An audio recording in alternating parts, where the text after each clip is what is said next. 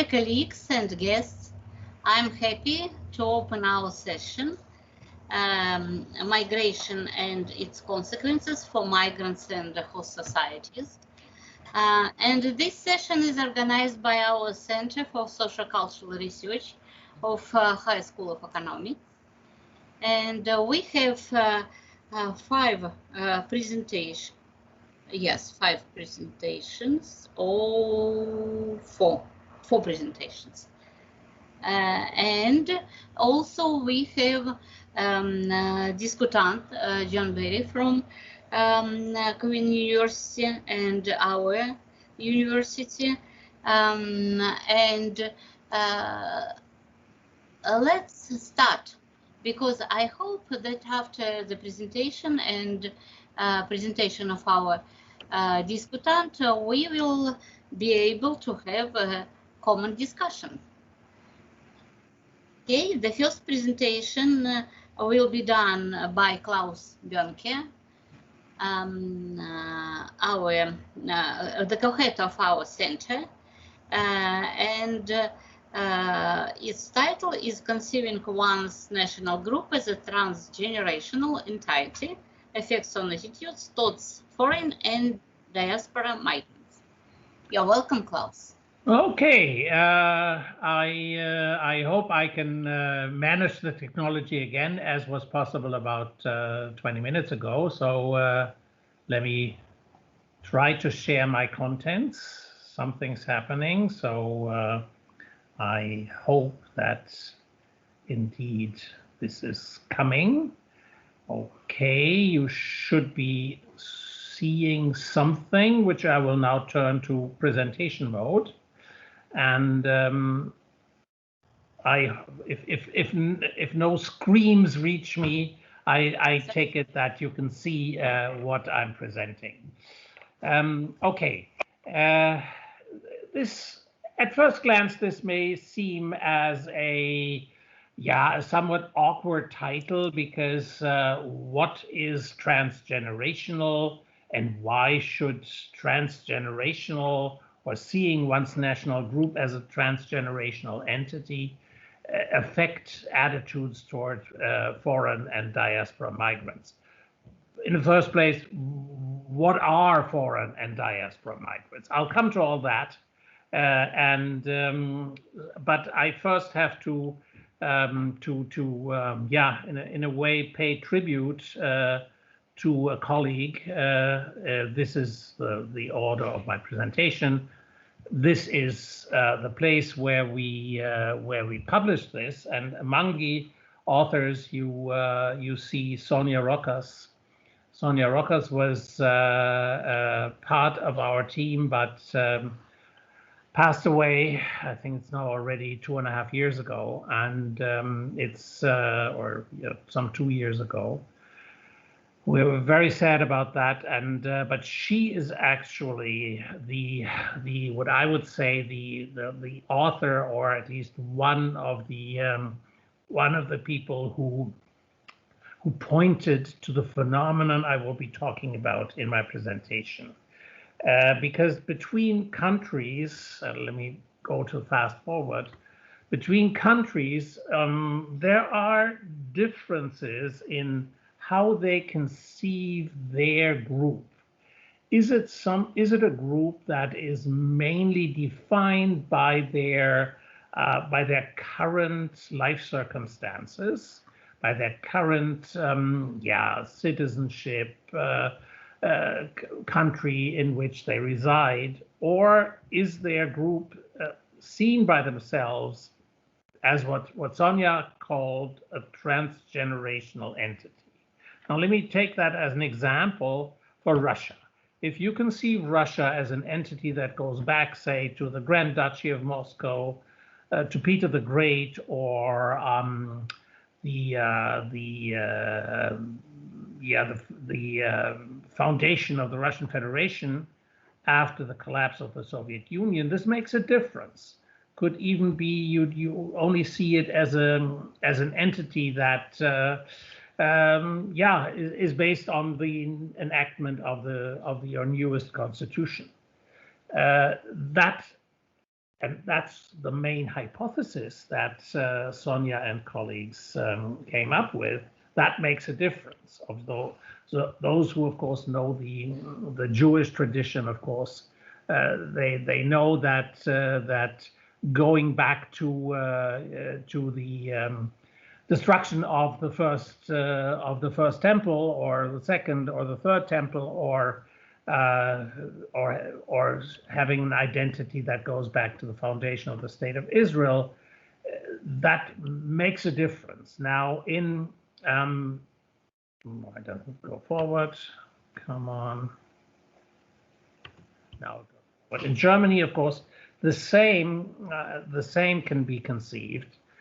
Germany can be seen as an entity that goes back to the victory over the Romans of a German tribe in year 9 of the current era, or to the foundation of the Holy Roman Empire of the German nation, founded in year 800 of the current era.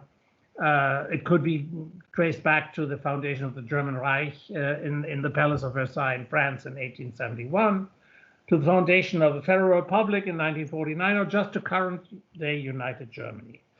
What Sonia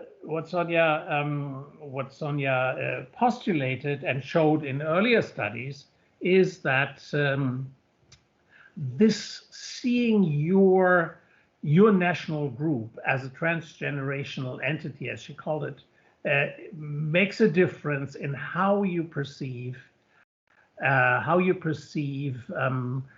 immigrants of a different kind. And immigrants of a different kind here means where do these immigrants come from? Are they ethnically very different? So could they be labeled as foreign immigrants, or are they something? Are they immigrants that in the Israeli sense return, aliyah, or in the German, for the Germans it is there was a lot of emigration in Germany in earlier centuries. Large numbers of Germans went east in earlier centuries, and to seek their fortunes in lands of what later became the Soviet Union. And then mostly only after the collapse of the USSR, after 1990, many of these ethnic Germans returned to Germany. Of course, they didn't return in the sense that they had been born in Germany and then went to the Soviet Union and then returned, but they are they have some ethnic roots that are German, and in Germany they are called Aussiedler, resettlers. Okay, that's the group that you can call diaspora migrants. But then, of course, in the 1960s, Germany became, West Germany at least became, but to a certain degree also East Germany became an immigration country. In West Germany, the largest immigrant group has Turkish roots. And the current presentation reports 3 studies where the hypothesis was tested that the belief in Germany of being a transgenerational entity, Germany being a transgenerational entity, moderates the degree of xenophobia against diaspora migrants, like the resettlers, as opposed to foreign migrants. That's the hypothesis, and it was originally proposed by Sonia Rokas. Okay, here I formulate that for the first study. For the first study, the hypothesis is that TGE, let me call it that way to be brief, but not right-wing authoritarianism, social dominance orientation, or hierarchical self-interest, will exhibit differences in levels of xenophobia between diaspora versus foreign migrants. So what we propose is that strong right-wing authoritarianism, a strong social dominance orientation, and a strong hierarchical self-interest will derogate both diaspora migrants and foreign migrants in a fairly similar way. Only this orientation where you see your national group, the Germans, to a higher or lower level as a transgenerational entity will distinguish between these two groups of migrants. So a sample, more or less a snowball sample of 190 non-immigrant Germans, age average 49, so adults were surveyed. And how do we measure TGE? There are 4 items, good scale quality for this short scale, but I'll read it out. I know you can read, but I read it out nevertheless. For me, my national group includes all the generations of group members that ever have lived and ever will live. When I think of my national group, I don't only think of the current generation, but also of all generations of group members of the past. When I think of my national group, I don't only think of the current generation, but also generations of group members of the future. And fourthly, members of my national group in every generation share a common base that unite each other across the generation. So that is how we assess whether people have think of Germany as a transgenerational entity. This had to be responded on a Likert scale, and yeah, okay, the usual stuff. Right-wing authoritarianism was measured by a 12-item Altemeyer instrument, social dominance orientation by a 16-item Sedanis and Preto instrument, and hierarchic self-interest, our own instrument, by a 10-item instrument. All these have very good psychometric properties. Now, how do we measure the derogation of diaspora versus Turkish migrants? We measure it, the cognitive aspects, where we say, okay, children of Aussiedler or Turkish migrants are a burden to the welfare system. Then we measure it in an emotional aspect. In 4 items, it makes me angry that Aussiedler Turkish migrants live in Germany. But we also do it in behaviorally related, in a sense, with 4 items. I would rather like to avoid Aussiedler and Turkish migrants. All these instruments have good psychometric properties. What's the result? We first of all tried to fit and did fit a structural equation model where you see on the lower left side, you see preference of nation as transgenerational entity. And there you see that this does predict outgroup derogation as measured with these 4 different components. And there you see a 0.5 and a 0.36. The 0.5 pertains to the diaspora migrants, and the 0.36 to the Turkish migrants. So, if you prefer your nation, or if you strongly see your nation as a transgenerational entity, you will derogate the Turkish migrants, but you will not derogate the diaspora migrants. And why is this an important finding and not something you can push away into some remote drawer? Because this is important to also mention. As hypothesized, it is indeed the case that right-wing authoritarianism, social dominance orientation, and hierarchic self-interest, they all similarly strong predict derogation of diaspora migrants as well as derogation of Turkish migrants.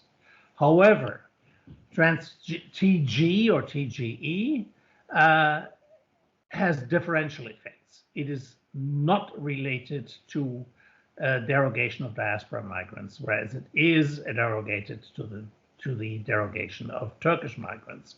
The difference between the 2 coefficients is significant. That's what this 4.463 and 0.035 say. Okay. hypothesis confirmed, seeing your nation as a transgenerational entity creates, so to speak, a difference in derogation between diaspora migrants and Turkish migrants.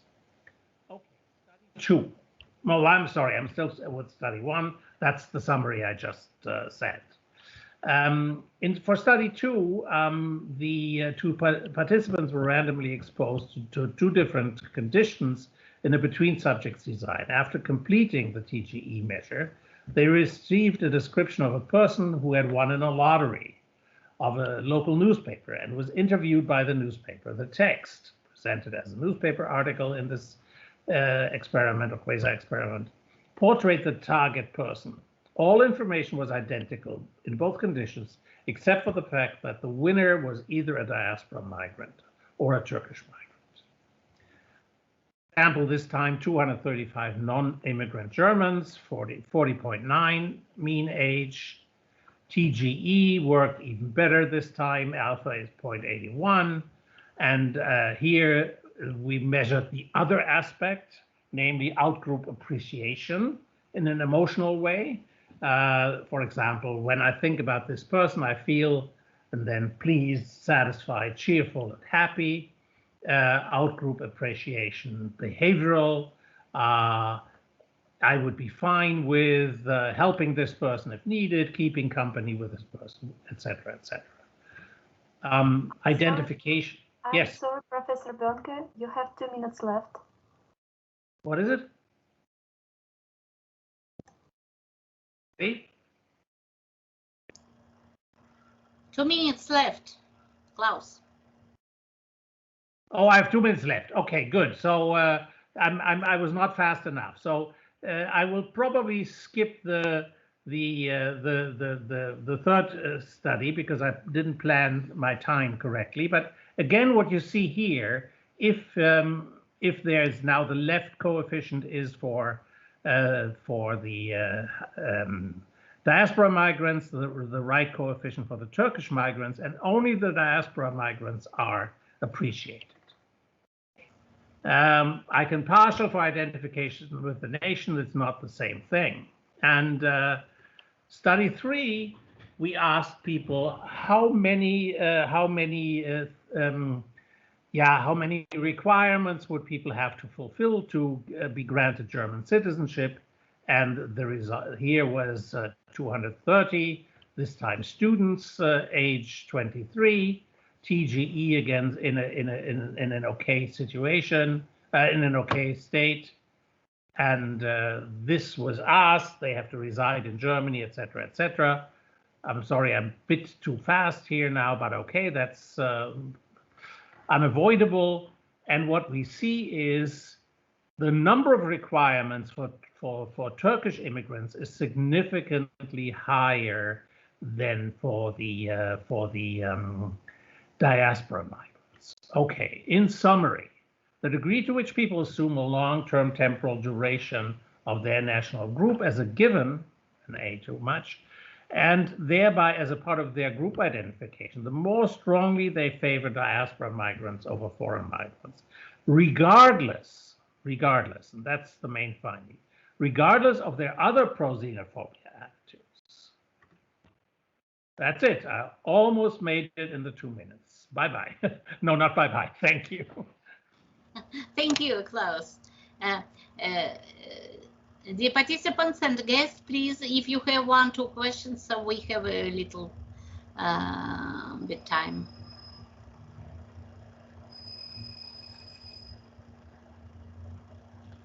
Okay.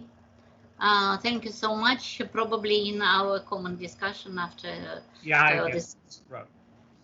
We can discuss all the presentations. I unshare my slides. Let me see. I'm in the right. Yes, please. I'm trying. Let me see. The second presentation will be done by Maria Bultseva and Victoria Galapina on the study of the migrant integration policy, MIPEX, in Russia. Okay. Klaus. Am I I hope my presentation is gone now. Okay, good. Maria, you're welcome. Okay, thank you. One moment, I will start the full screen. Can you see it? Not yet. Not yet. Not yet. Okay. One moment in that case. Good. Excellent, thank you. Yes. Well, good afternoon, dear colleagues and guests of our conference. Thank you so much for being here and for your interest to such an important topic as migration and its consequences, its factors.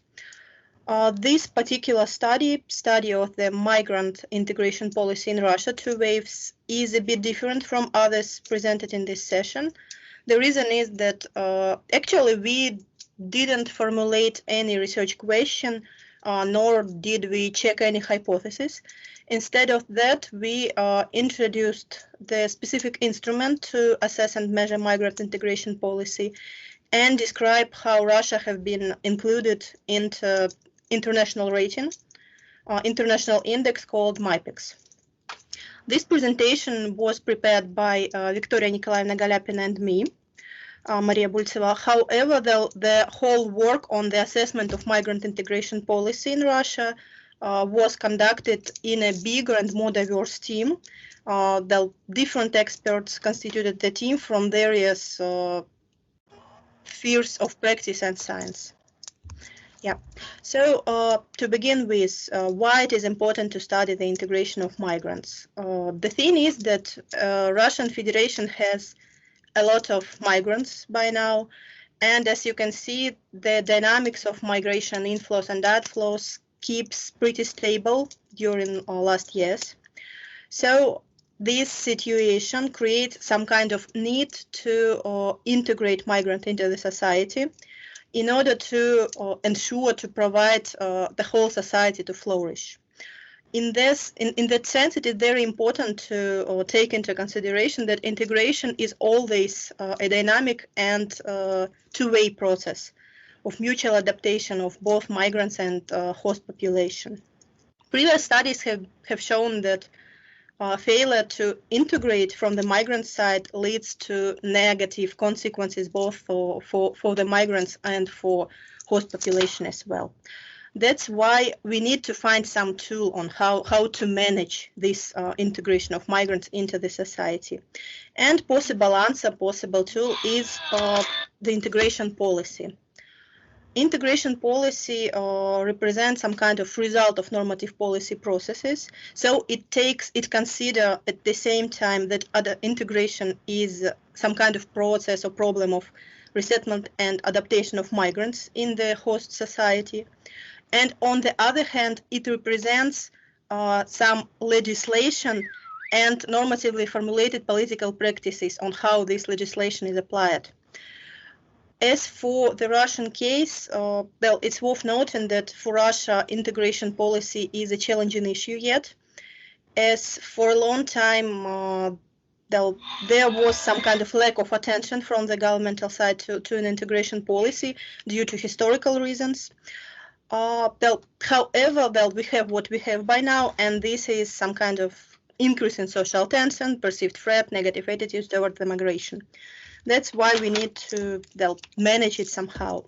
In order to manage an integration policy, firstly, we need to assess it, to find strong and weak sides. And that makes the choice, maybe the search for an instrument of assessment as relevant as never before.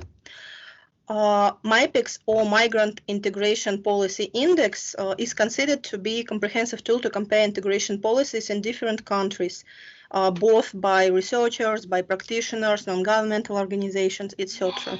So let's probably discuss why it is so good to use.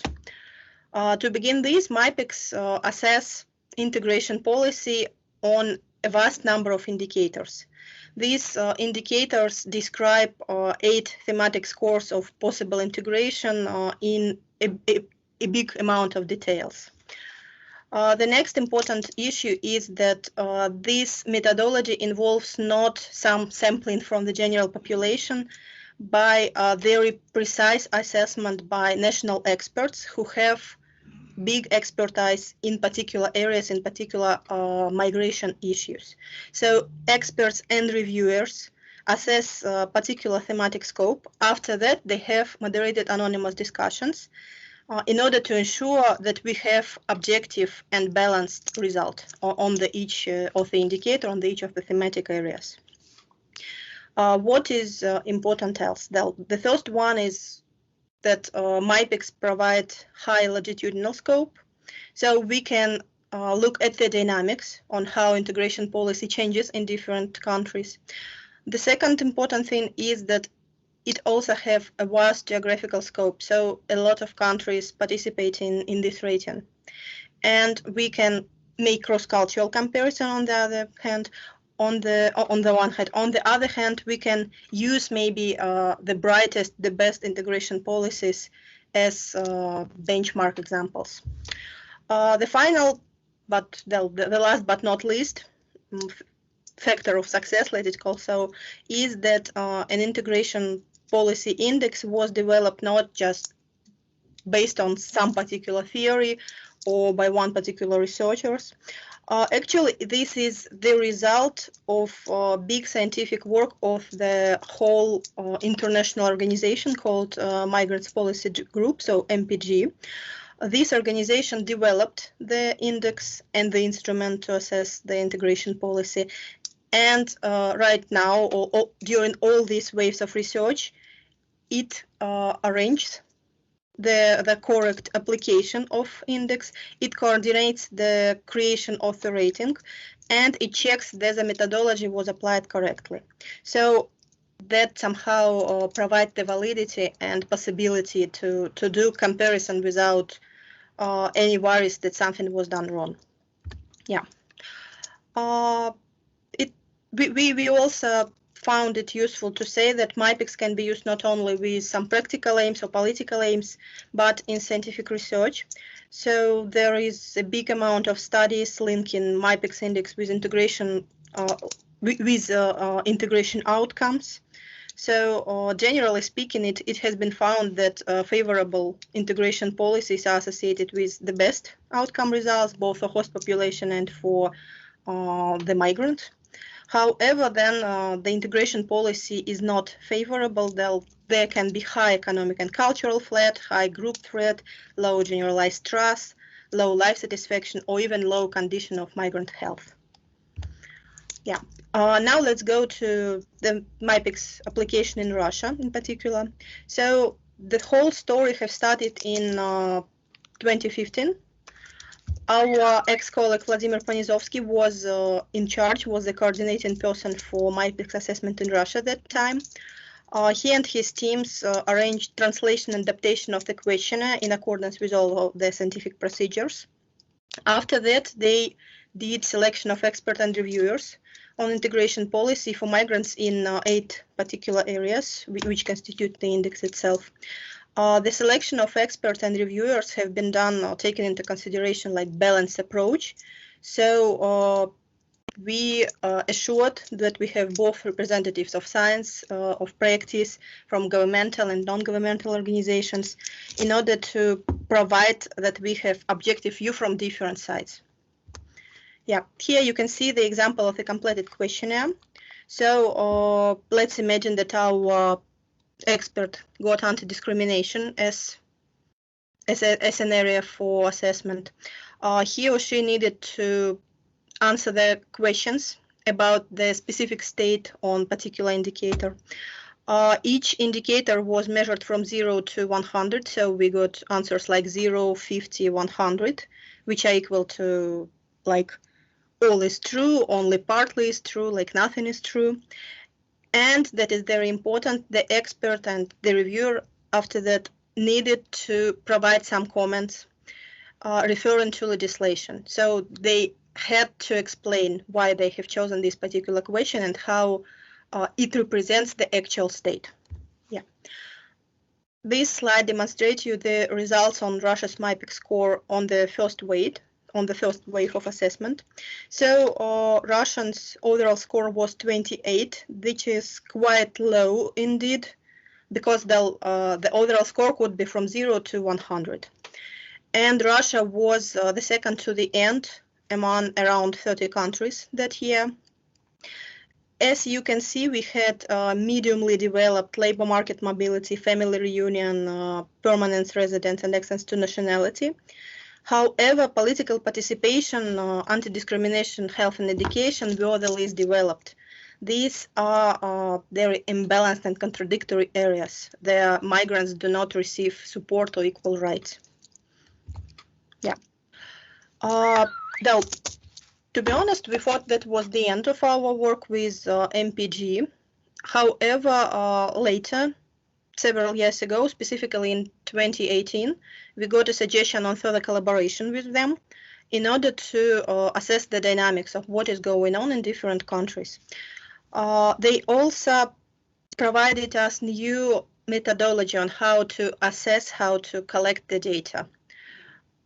In this second wave, the number of indicators have been decreased. So as far as I remember, it was 42 instead of 167. And all the data obtained was arranged in accordance with 3 big dimensions. They are basic rights, equal opportunities, and secure future. Basic rights are mainly about whether immigrants can enjoy comparable rights as nationals have. Equal opportunities is about support to get some kind of equal opportunities, for example, in getting education, health, help, political participation, and so on. And secure future is about whether a migrant can settle long-term here and feel secure about their future. So that mainly addressed questions about family reunification, permanent residence, access to nationality, and all this stuff. In accordance with these 3 dimensions, MPG formulated 5 main approaches to integration, which are spread across all the countries' participants. So the first approach is the best one. It describes top 10 countries. They have all 3 big domains in balance and highly developed. The second approach was about comprehensive integration. So again, they have 3 dimensions somehow balanced. However, they are less developed than in top 10 countries case. The third approach was about equality on paper. So this addresses the situation then migrants enjoy equal rights and long-term security, so they can have some kind of future here in this country. However, there is no any support to them to get the equal opportunities. The fourth one is about temporary integration. So that's then migrants have almost the same basic rights and some kind of support. However, they can't settle here for a long time. And the final one is immigration without integration. It describes the situation then migrants have very limited basic rights and support, even if they can have some opportunity to settle long term in this particular country. Okay, thank you. I'm approaching to the end. Taking all this into consideration, let's look at the results of the second wave. On the slide, we demonstrated in a comparative manner. So you see both the results for the first and for the second wave. For the second wave, they are in orange. As you can see, there is a slight positive change in terms of permanent residence and political participation. However, though, generally we have the same unbalanced nature of integration policy. If we compare the situation in Russia with integration policy, average integration policy in 52 countries, which participated in the MyPix index, we can make some kind of conclusion on type of integration policy. As you can see here on the second picture, on the right side, in Russia, migrants have pretty good security developed. However, their rights and opportunities are very low, so they are underdeveloped. This picture represents the level of development for each of 8 areas of Russia in blue in comparison with European Union countries. So it somehow shows us which areas should be probably developed, which areas should attract more attention in order to balance our integration policy. And they are labor market mobility, education, health, and anti-discrimination. Anti-discrimination is not, education is the least developed. So to conclude, what have we got? We got that Russia's approach at the end of the second wave, Russian approach to integration can be categorized as immigration without integration. Well, foreign citizens may have some way to settle long-term and feel secure in Russia. However, their access to basic rights and equal opportunities are weaker in Russia than in most MIPEX countries, both including European Union countries and even former USSR republics. We have found some slight positive changes, how they are very, very small. To conclude, well, our integration policy seems to be a bit contradictory and unbalanced. That may that may serve as a source of hostile intercultural relationships, so something should be done. However, this particular description of index do not provide us answer on the question, so maybe not what areas should be addressed, but how to address these areas, and what should be maybe the sequence of addressing these areas. And we hope that at least this state description of integration policy will help future researchers and political practitioners to build a solid, comprehensive plan, taking into consideration Russian sociocultural context and situation with immigration, because we have pretty different situation with our migrants than in other countries in terms of who our migrants are. That's it with the presentation. Thank you for your attention, and if you have any questions, comments to discuss, please share with us. We'll be happy to discuss it.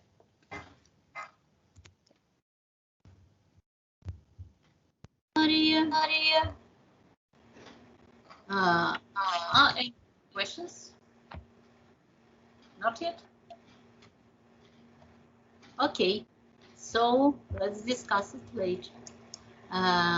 Next presenter, and now the last presentation will be done by Victoria Galyapina, and this is a study made by all three with Zarina, intercultural contacts, social identities, and psychological well-being of ethnic minorities in different contexts.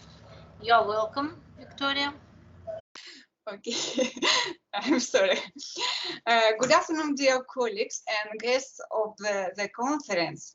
Together with my colleagues from the Center of Social Culture Research, Nadezhda Lebedeva and Zarina Lepshokova, I have conducted the study of the relationships of intercultural friendship, social identities, and psychological well-being of ethnic Russian minority in different cultural contexts.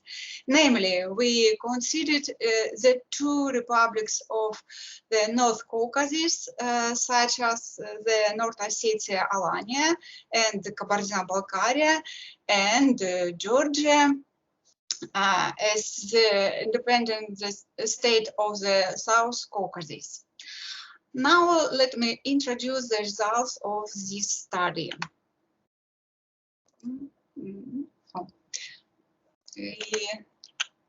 Okay. The rapid growth of intercultural migration and the high levels of cultural diversity within countries and regions contribute to an increase in the prevalence of intercultural friendships. Following Allport's contact hypothesis, previous research has repeatedly documented that intercultural contacts are important for the effective interaction of various ethnic groups members in multicultural societies. The reason is that they provide people with new resources and perspectives for maintaining self-esteem. There is a support from Kim's integrative theory of communication and cross-cultural adaptation that the intensity of intercultural contacts and the interrelations with psychological well-being depend on the cultural diversity of sociocultural context, number of ethnic minorities or migrants, language of communication, intercultural relations, and group status.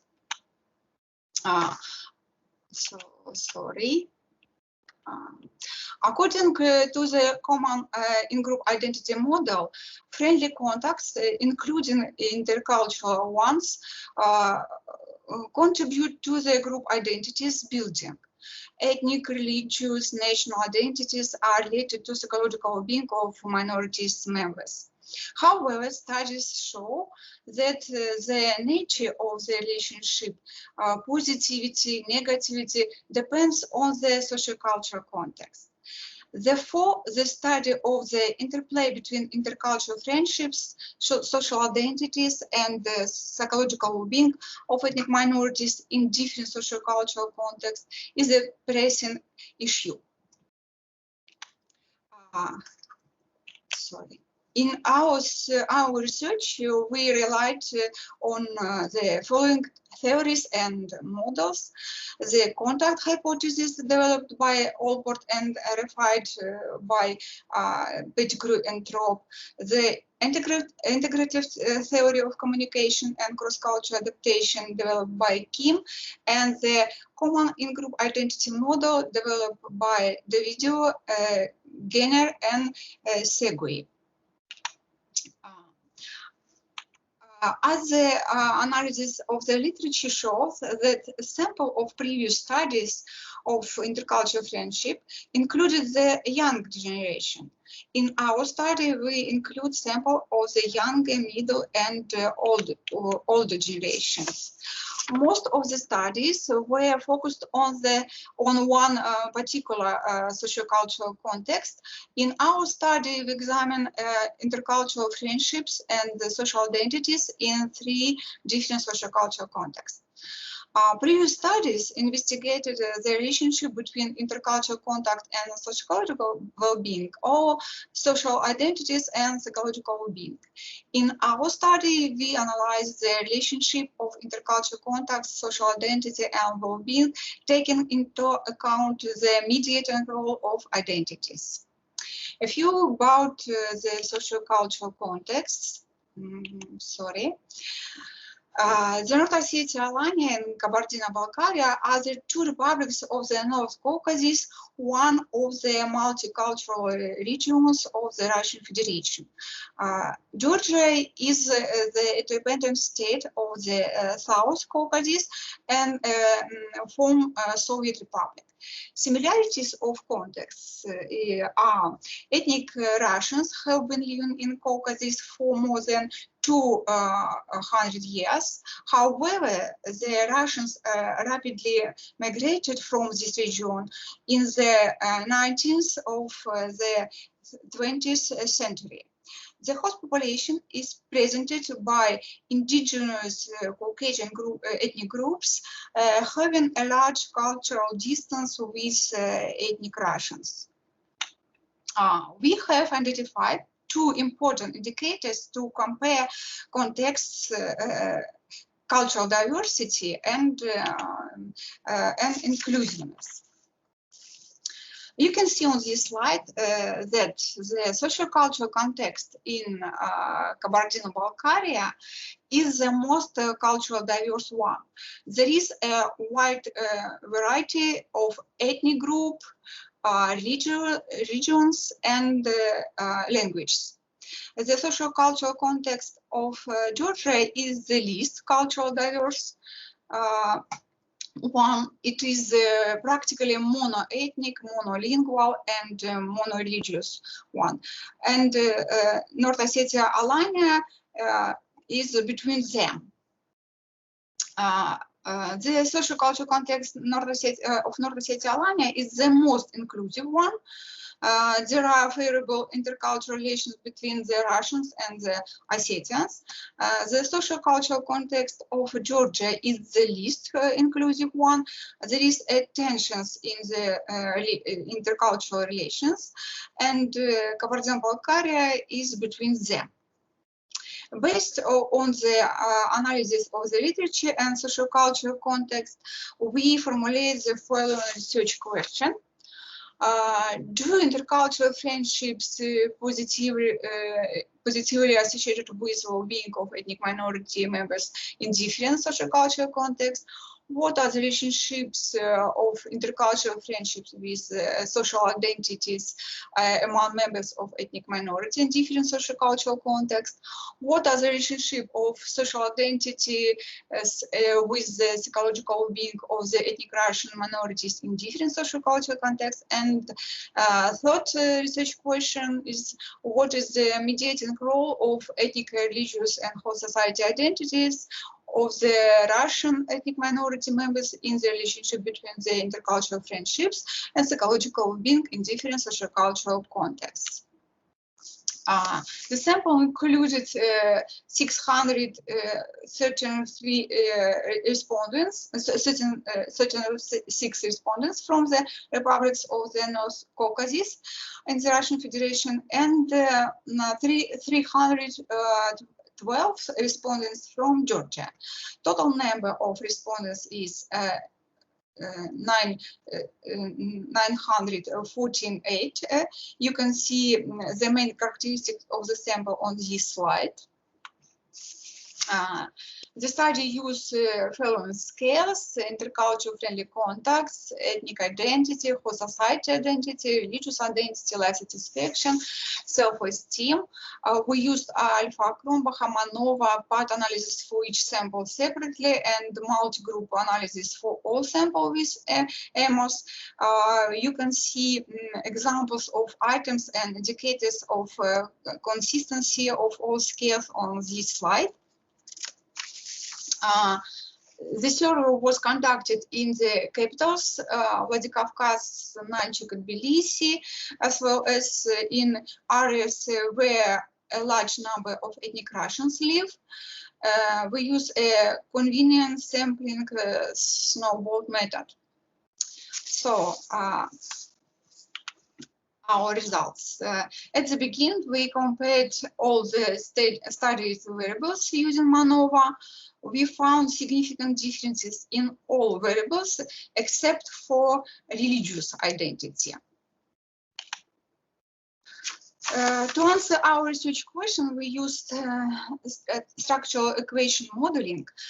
Primarily, we conducted a multi-group analysis to identify the relationship between intercultural friendship, social identity, and psychological well-being simultaneously in 3 social-cultural contexts.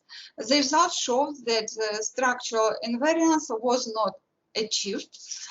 And based on this, we conducted SAM for each social-cultural context separately.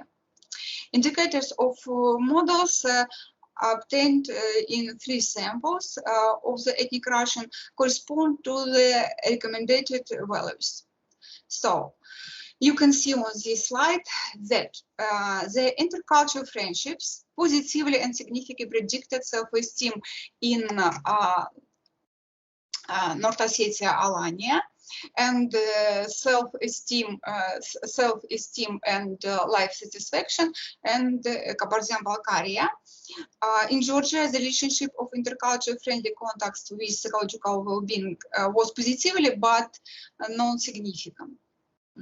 We can see on the model positive relationships of intercultural friendships to the host society identity in all contexts. Additionally, in North Ossetia, Alania, intercultural friendships were positively related to ethnic identity and religious identity. Ethnic identity predicted self-esteem and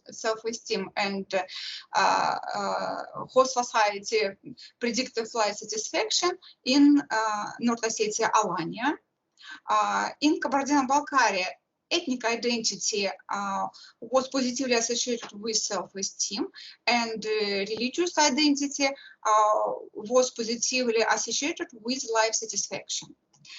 In Georgia, religious identity predicted psychological well-being, both self-esteem and life satisfaction of ethnic Russians, while the ethnic identity was negatively associated with life satisfaction. Also, we identify the mediating role of identities only in North Ossetia, Alania. Ethnic identity partially mediated the positive relationship between intercultural friendships and self-esteem. We obtained the full mediation of the relationship between intercultural friendly contacts and life satisfaction by the host society identity. On this slide, you can see our research question and our study and our discussion and conclusion. Intercultural friendships of the Russian ethnic minorities favor the host society identification regardless of the socio-cultural context. The relationships of both intercultural friendships and social identities with psychological well-being of ethnic Russians are determined by the features of the socio-cultural context. In our case, are cultural diversity and inclusiveness. The intercultural friendly context of ethnic Russians are positively associated with the psychological well-being in cultural diverse context and Kabardino-Balkaria and North Ossetia, and promote psychological well-being through identification with the host society and ethnic identities in the most inclusive context. This North Ossetia, Alania. Ethnic identity and the host society identification positively related to psychological well-being in more inclusive context in North Ossetia and Kabardino-Balkaria, and negatively in the least inclusive context, in our case, Georgia. Reversely, the religious identity is positively associated with psychological well-being when the context is less inclusive, Kabardino-Balkaria and Georgia. A few general conclusions. The finding of the study significantly contribute to the developed intergroup contact literature and to the integrative theory of communication cross-cultural adaptation that examined macro-level factors affecting intercultural contacts. The present study demonstrates an important role of such characteristics of large socio-cultural context as cultural diversity and inclusiveness that determine psychological well-being of ethnic minorities. Our results contribute to contact hypothesis as well, demonstrating different pattern of relationships between intercultural friendships and well-being. Direct ones, mediated by social identities, and moderated by sociocultural context. Our study also might have some predictive power. Considering for the cultural diversity of the region and frequency of intercultural friendships there, we can assume what kind of identity, ethnic, religious, or host society will predict the psychological well-being among members of the ethnic minority. However, this assumption needs more empirical testing with different minorities in various contexts. As for practical significance, the result of this study can be used in the development of multicultural education programs, training of intercultural interaction and communication. The full description of the results is provided in this study. And thank you for your attention. My colleagues and I are ready to answer your questions.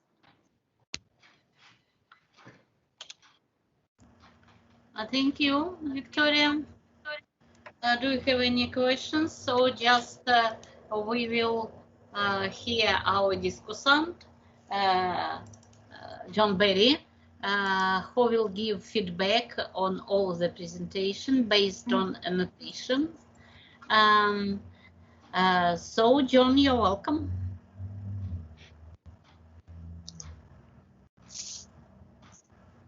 Can you hear me all right? Yes, sure. Good. Thank you very much for inviting me to be a discussant of these papers. It's always good to be in touch with you guys. I always feel a bit lonely sitting here on my little island, out of contact with friends and colleagues. So I have some comments on each of the papers. Some of the comments I prepared in advance based only on the abstracts that were supplied. And I will provide a few comments based upon my listening to the presentations today. So looking at the papers one by one, I'm always pleased when our fields of cross-cultural and intercultural psychology draw upon concepts from social and cultural anthropology. It is, after all, one of our two root disciplines. And in a paper I'm writing now on how the field has changed in the last 50 years, this will be for the 50th anniversary issue of the Journal of Cross-Cultural Psychology.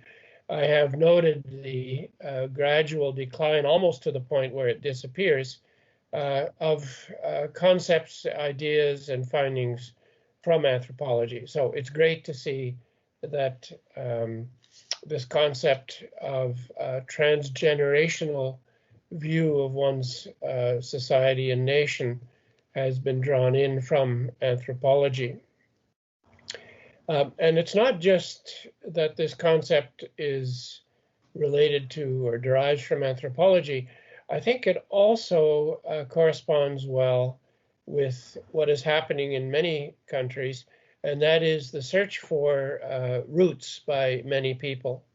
Now, this is particularly noticeable in what we call settler societies, societies where it's obvious that most of who we are now has derived from people who have immigrated in previous generations. People increasingly are going on websites and paying lots of money to find out who their ancestors were, and also doing DNA analysis of where we come from. So for example, my brother, in his signature at the end of messages, puts in brackets 2% Neanderthal, suggesting that he's very proud of this early phase of human evolution in his current presence.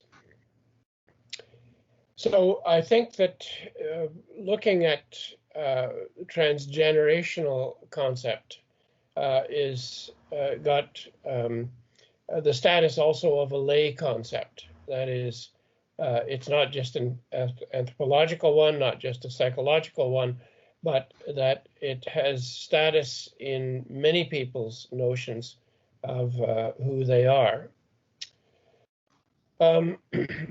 My concern is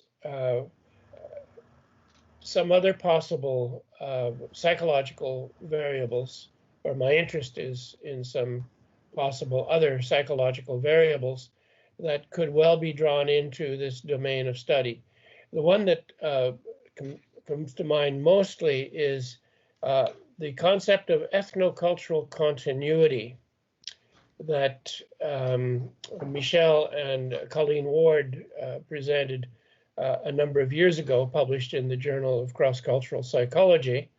In that concept looks at the degree to which people are motivated, not just following migration to maintain their ethnic affiliations and identities, but across generations, even 2,000 years of diasporic living. And they use samples of Jewish, Chinese, and Maori peoples, all of whom have this long, millennial-long history of migration, but who maintain a strong sense of their own continuity over time.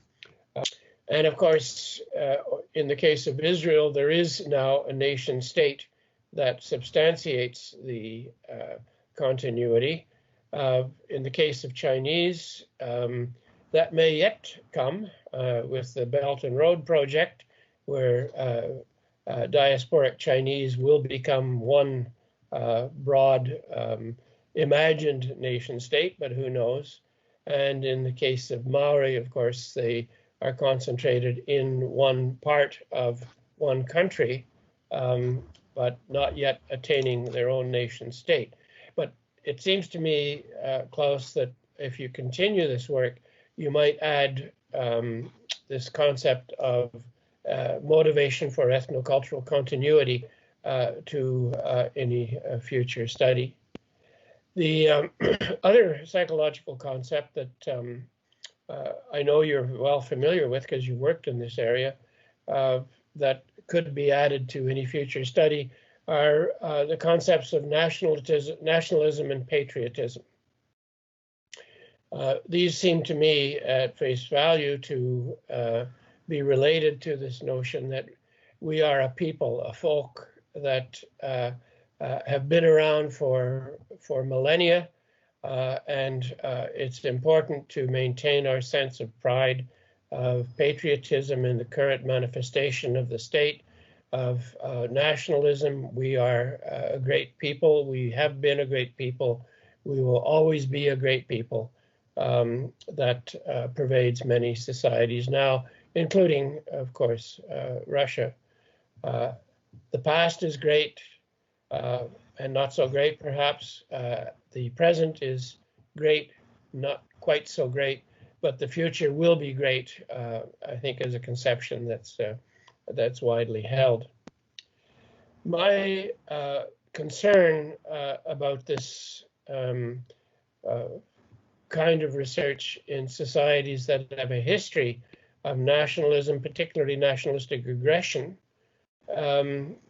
is that there is a serious downside over and above the findings of your paper in distinguishing attitudes towards different kinds of migrants.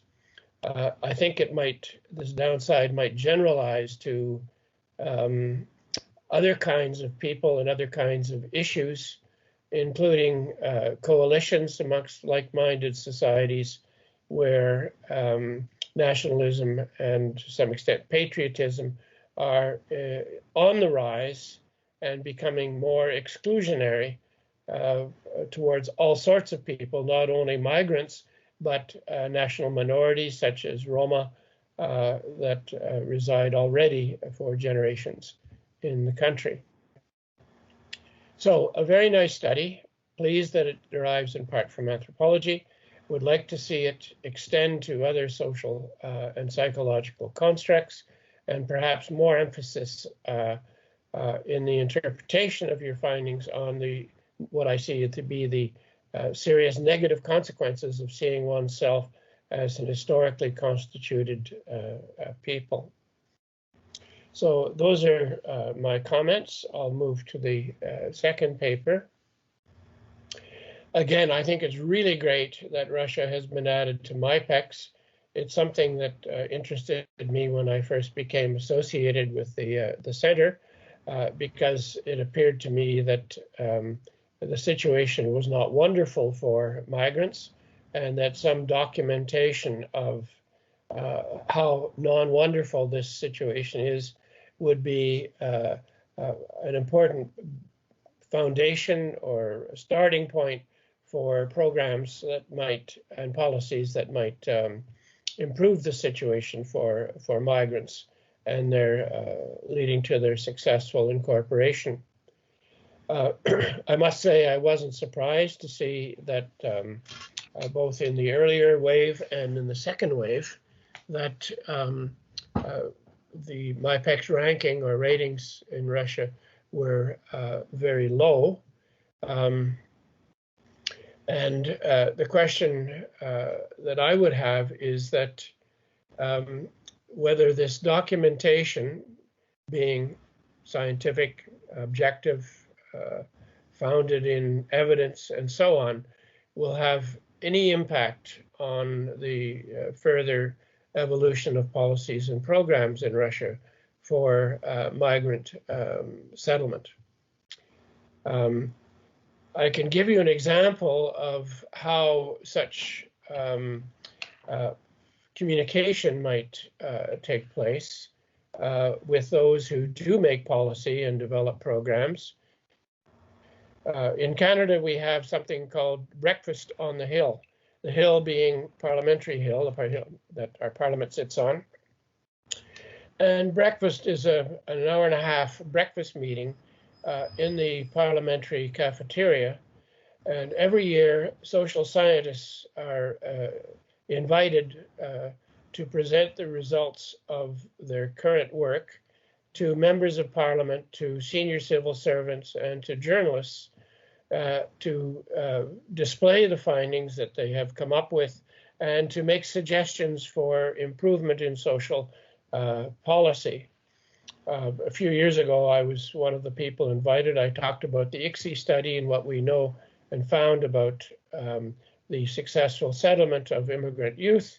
And I think the questions and the level of interest were high amongst the people in the audience, and in some cases had some impact, I've been told anyway, on how they went about their subsequent work.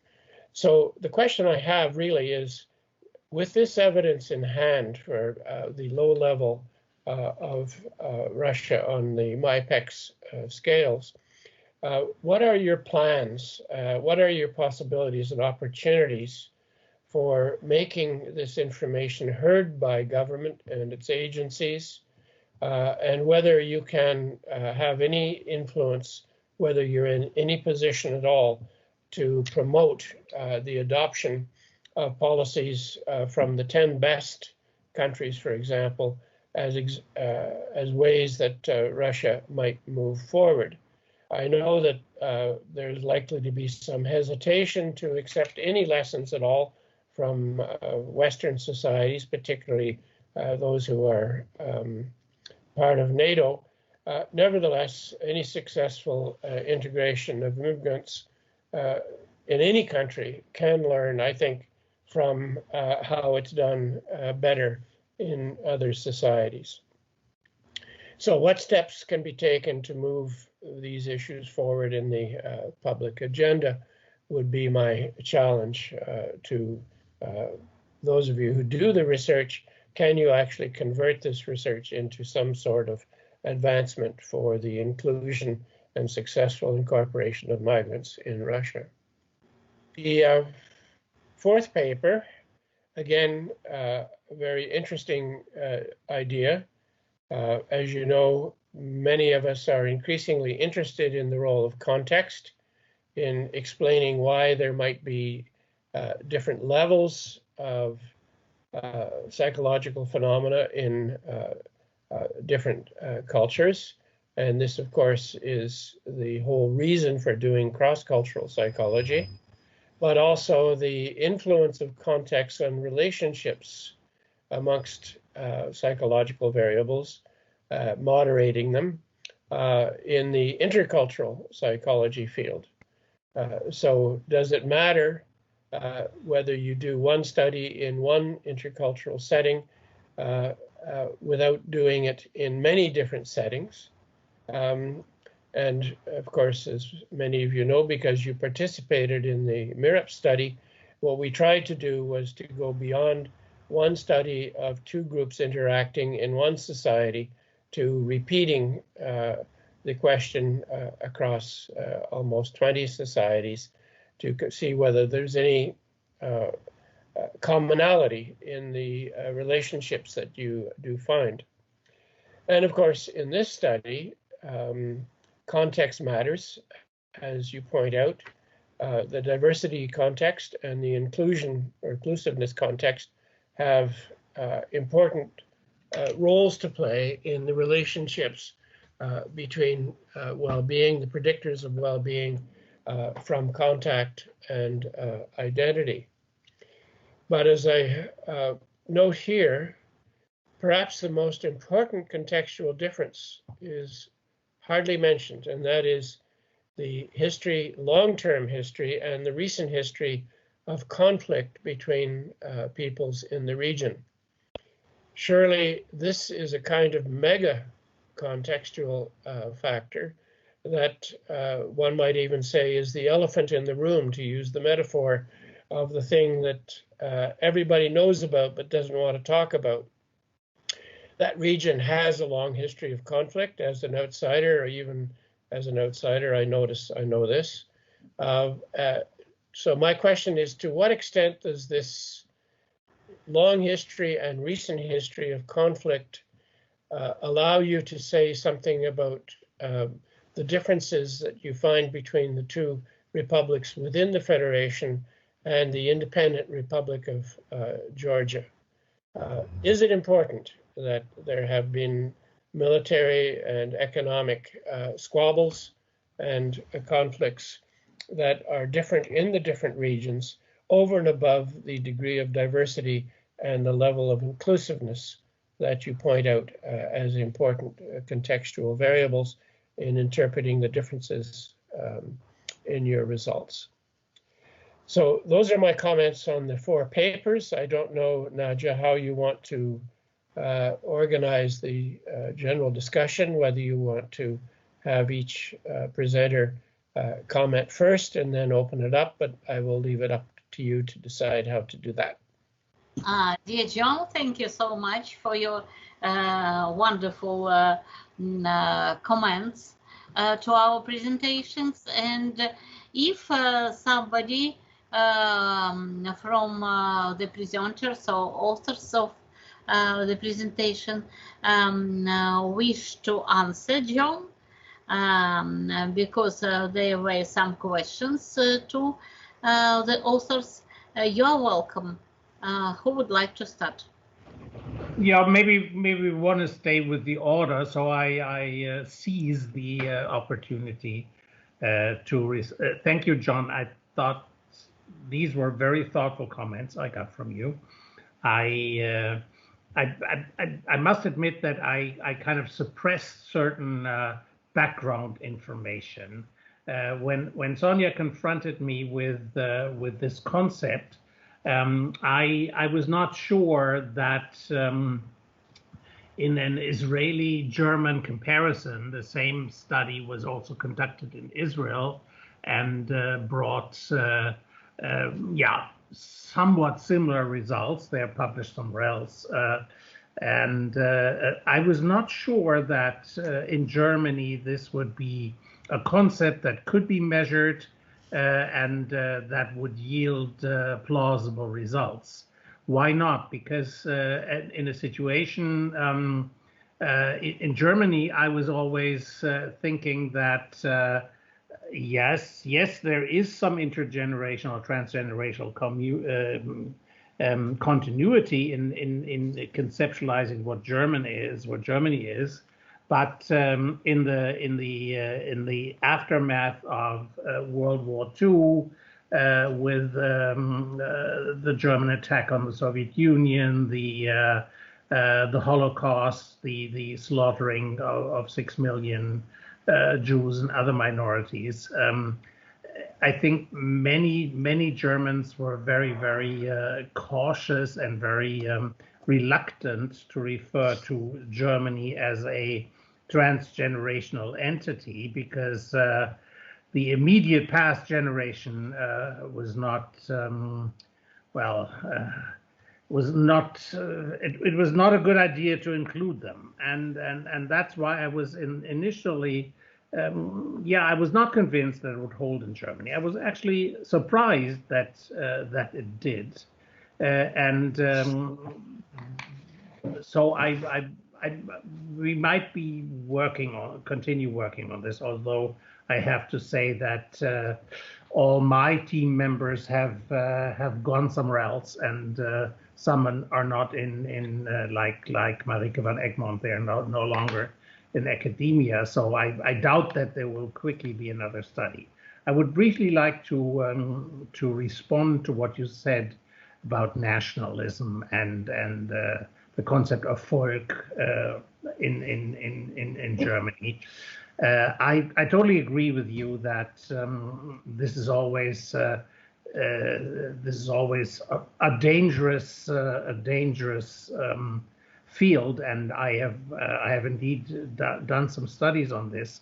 What I unfortunately rushed over quite quickly in my presentation, because I was obviously losing too many words in the beginning, so I got into a time pressure, was that in the second study we included in a second analytic step, we included identification with the nation, so a more closer to the measurement of nationalism.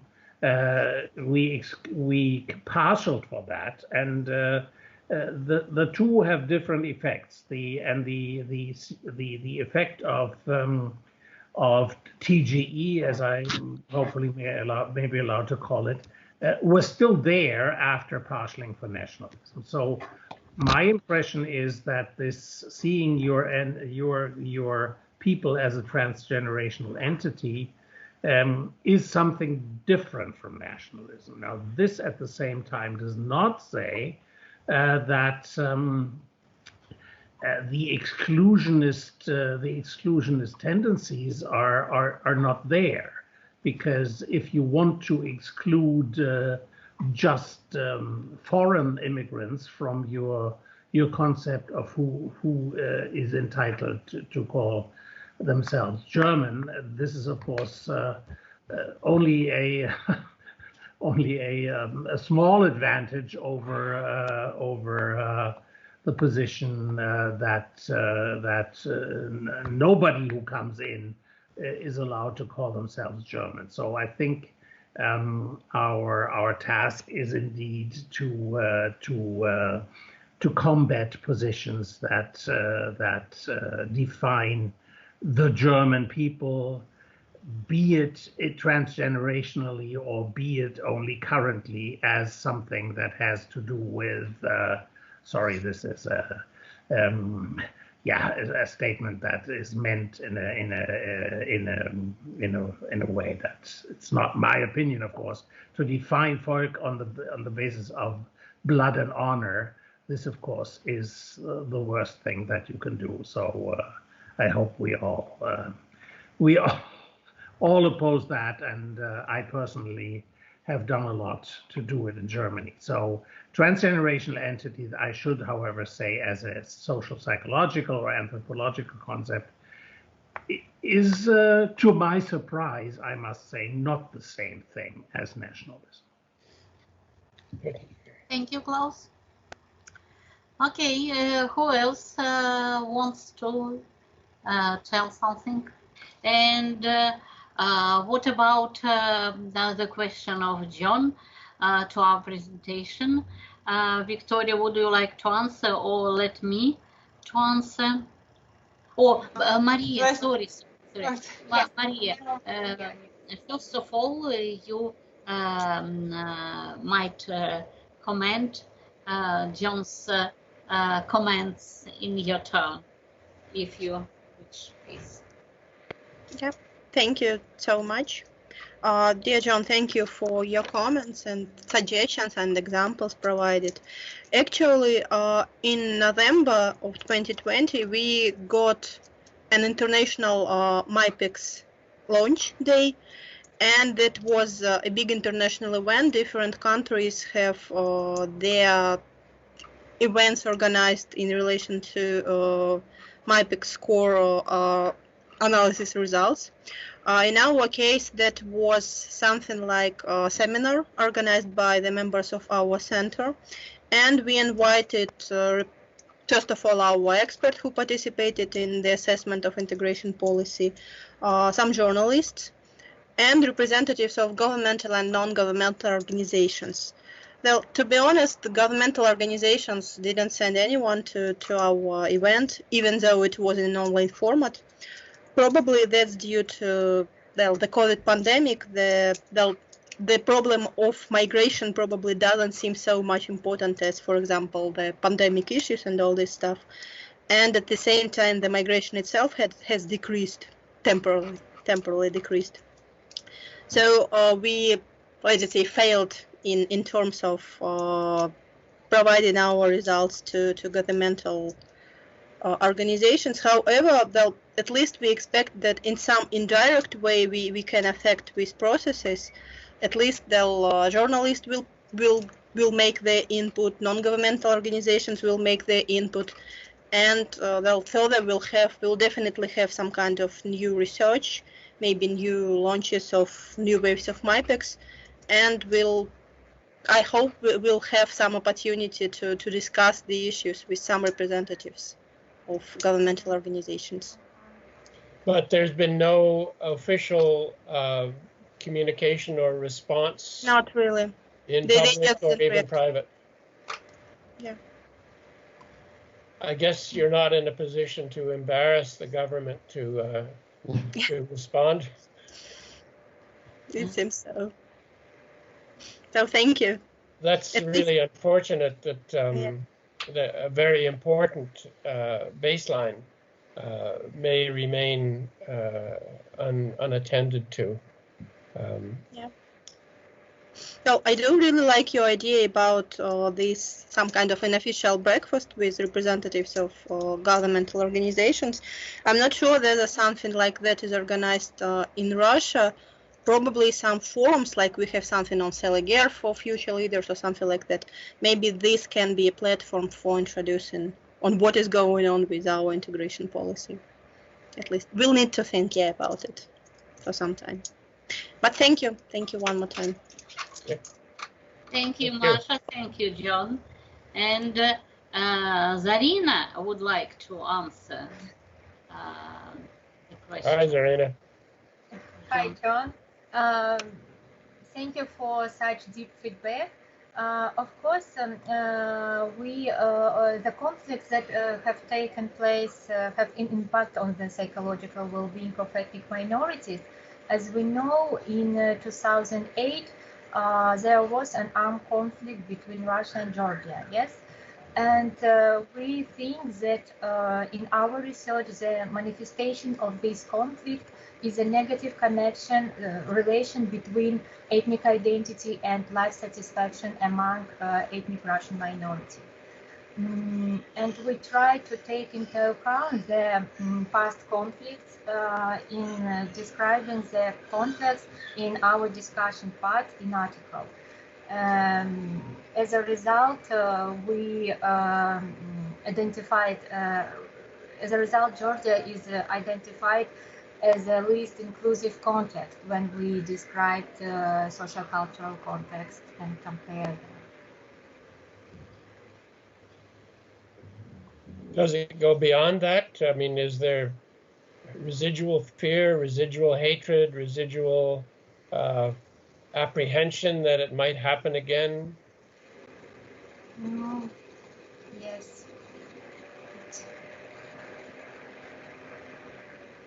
We hope, but it is connected with political issues. Yes. As I can understand. Yes. And it's very hard. And do you have any idea how to include these political issues in our studies? Yes. Because when we study post-Soviet space, in many countries, we can see these political reasons of bad relationships between government of these countries and Russia's government.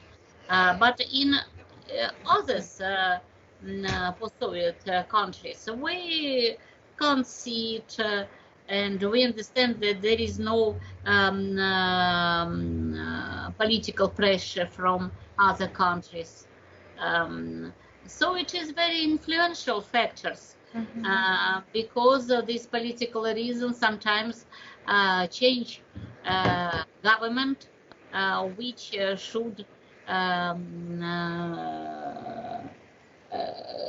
should be pushed by them to follow any expected policy or politics. Well, I'm not suggesting you overtly ask political questions, but there are psychological dimensions to the political issue. As you know, in the MIRAPs, we talked about a sense of security, or conversely, threat.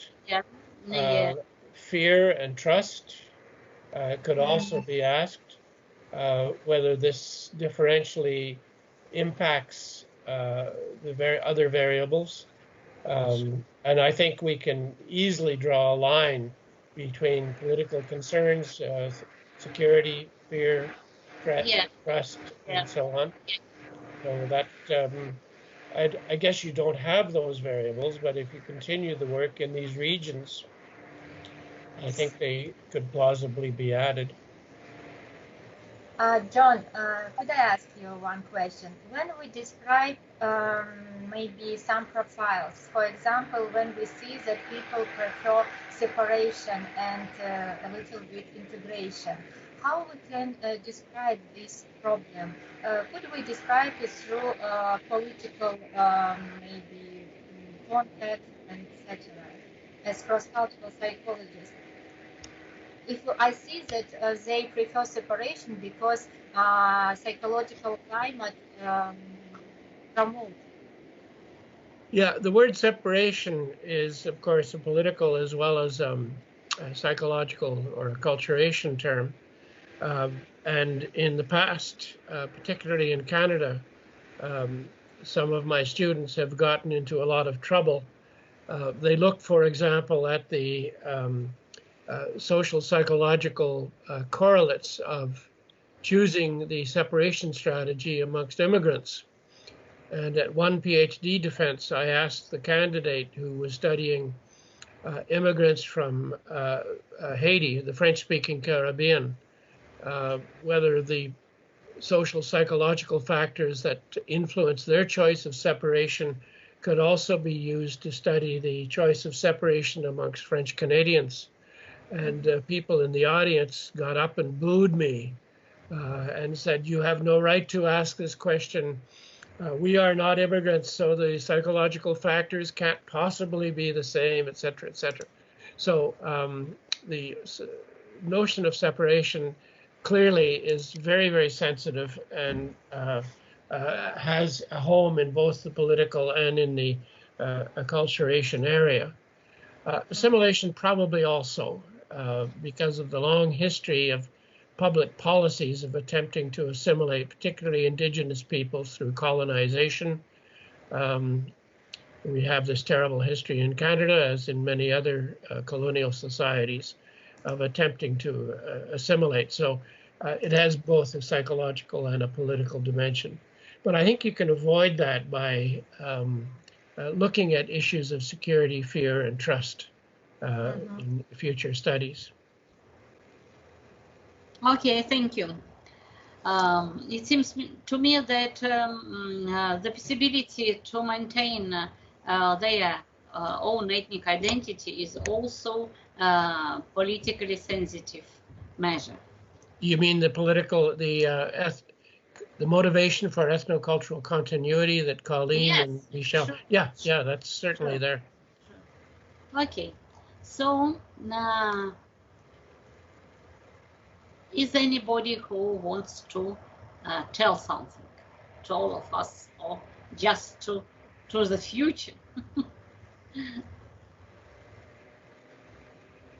Well, to me, this has been a very useful compendium of research and ideas, and it might be good to make a similar proposal for future IACCP or IAIR meetings.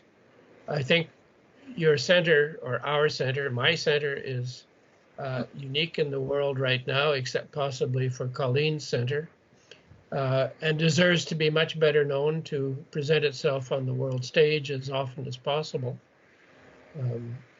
So doing it again with new research, new ideas, Yes. internationally will be an important next step.